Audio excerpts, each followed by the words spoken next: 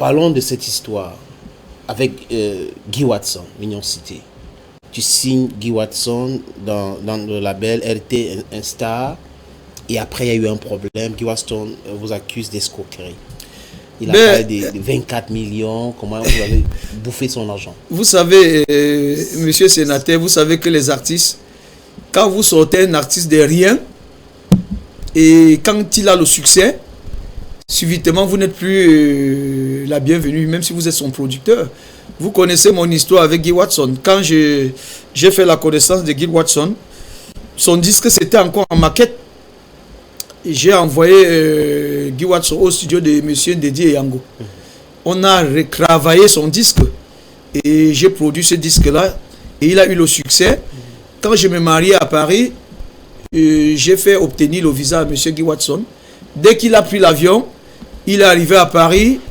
Les gens l'ont donné des conseils que tu es déjà à Paris, le producteur te sait à quoi. Et comme il sortait encore de nulle part, il s'est pris la tête. J'ai dit, ok, comme tu te prends la tête, je vais te punir. Je me suis retiré un peu.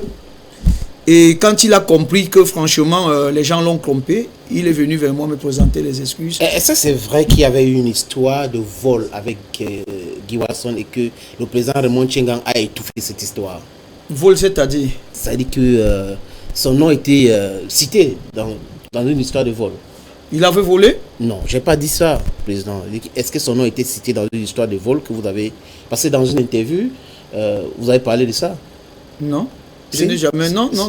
Je n'ai jamais dit qu'il a volé. J'ai dit j'ai logé. Je me rappelle puisque je me mariais au Méridien Montparnasse à Paris. Je lui ai logé dans une suite. Et il y avait un frigo dans la chambre. Il y avait du champagne, un peu de tout dans le frigo.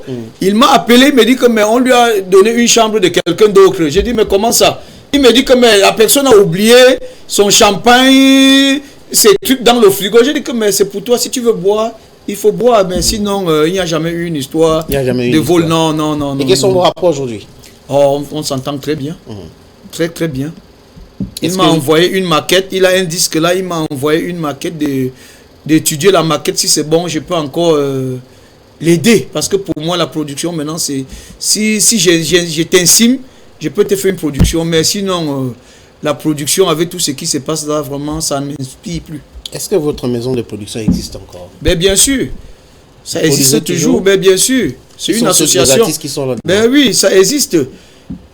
Il y a plus de 30 artistes que la maison RTN Blanc 2000 a produit.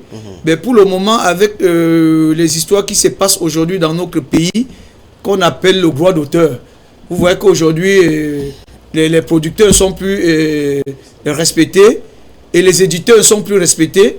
Vous ne pouvez pas sortir 50 millions pour miser pour un disque et vous n'aviez pas vos revenus. Ça veut dire que nous sommes plus prêts à dépenser de l'argent tant qu'on ne va pas arranger les choses.